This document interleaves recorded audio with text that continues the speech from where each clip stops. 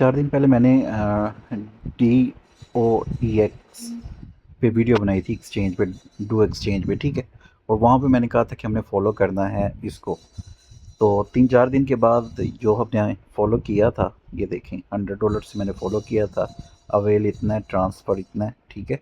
अभी आज जो है वो करंट पोजीशन आज हमारी ट्रेड लगी है, ठीक है। काफ़ी लोग कह रहे थे कि इसकी ट्रेड डेली प्रॉफिट वगैरह आता है, जैसे वेबसाइट करती है ना कि आप वो डिपॉजिट कर देते हैं 100 तो आपको डेली 1% 2%। इसका नहीं, इस तरह नहीं होता।